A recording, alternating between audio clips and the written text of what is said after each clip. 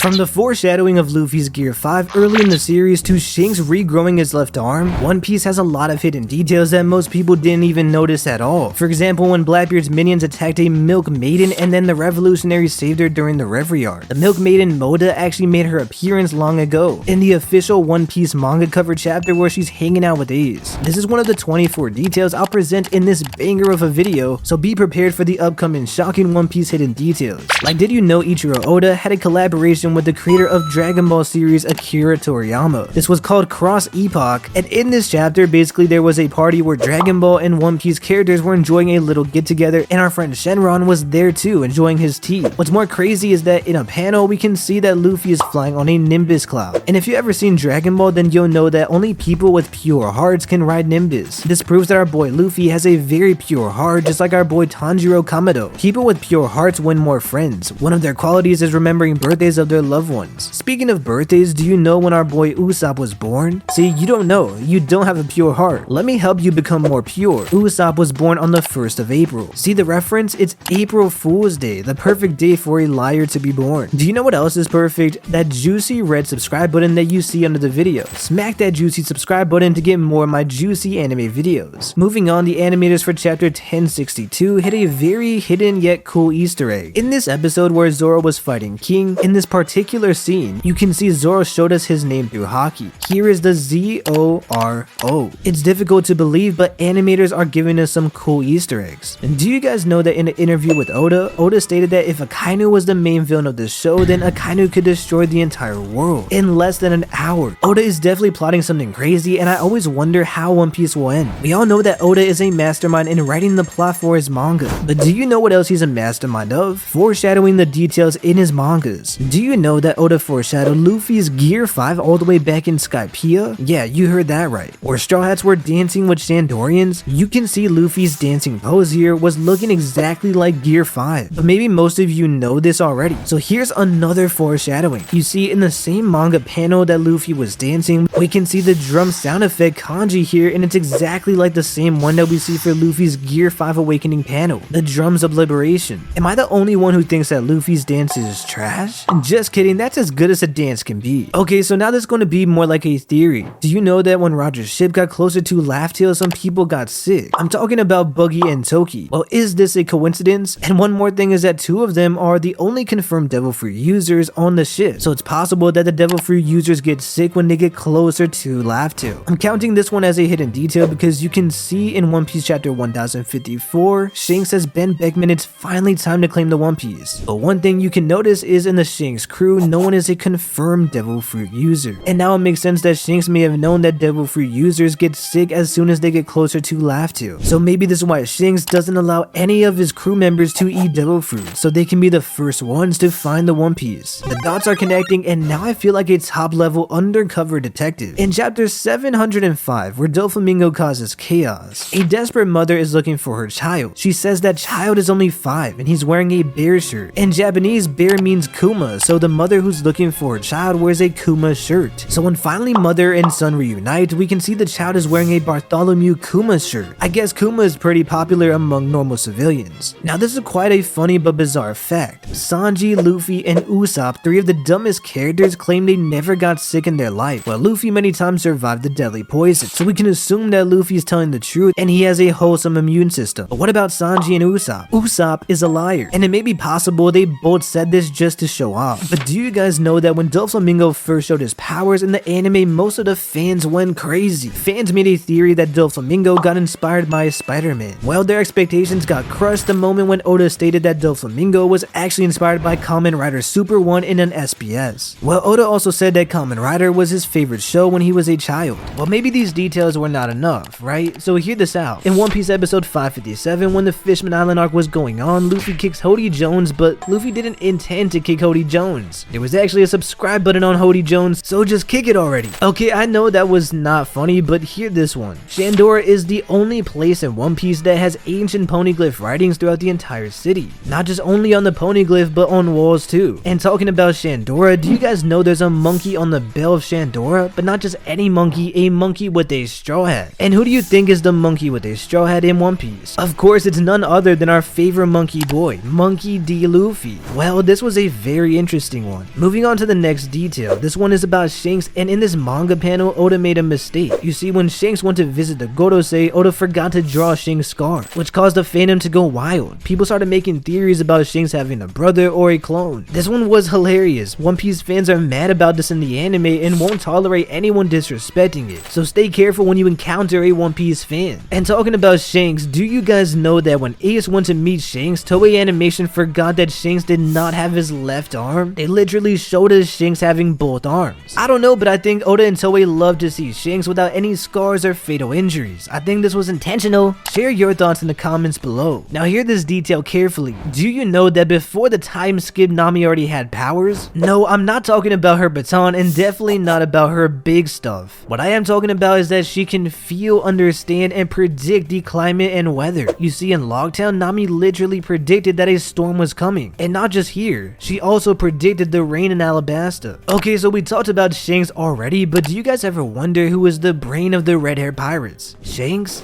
No, it's Ben Beckman. Oda stated that Ben Beckman has the highest IQ in the East Blue. Well, maybe this is the reason why Kizaru stopped moving after being aimed by Ben's pistol, because Kizaru knew that Ben Beckman had a plan that he couldn't guess, and being the right hand of Yonko, he's responsible for advising his captain. I think Ben Beckman is the Aizen of the One Piece universe. And also, talking about Kizaru, have you guys ever seen Kizaru laughing in the anime or manga? Maybe not, because he only laughed just one time in the entire series, when Blackbeard asked Kizaru to join his crew. Kizaru laughed at that offer. Bro is literally me. I don't even remember the last time I laughed. Well, nobody cares about me laughing, but you should definitely care about knowing this fact because it's so interesting. Oden and Toki knew Joy Boy would arrive at Wano 20 years in the future. This implies they knew some of the events and prophecies from Laugh Tale about Joy Boy returning. And if they can see the future, they must know the ending of One Piece. I also want to know the ending of One Piece. On the contrary, I changed my mind because I'm very emotional, and Shinji Shimizu, the editor of One Piece, stated in an interview that Oda told him so many audiences were moved by the story of Ace's death, but I'm pretty sure the ending of One Piece will be more touching.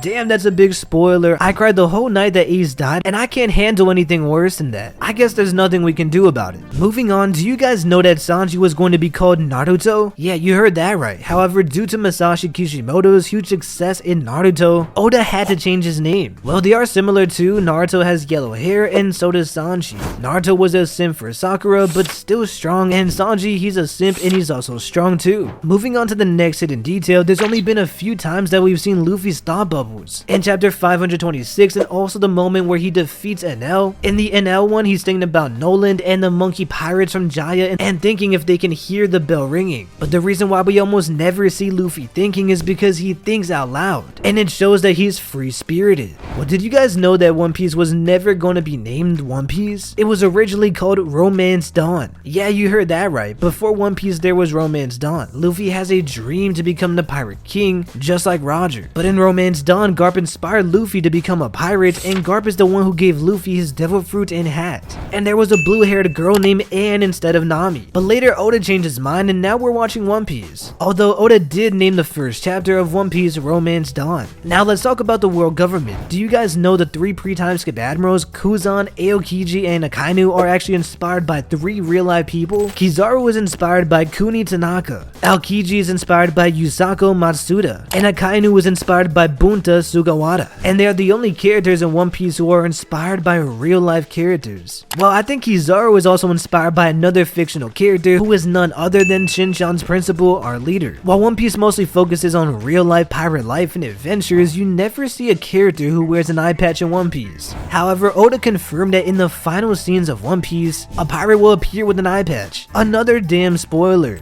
Is it going to be Shanks or another member of the D family who will tell us the meaning of the D? Or some entirely new character which will turn everything upside down? Well, I don't know, but I do know one thing. If you don't hit that subscribe button right now, I will send Shinchan's principal to your house to teach you some discipline. Don't risk it and click that juicy subscribe button.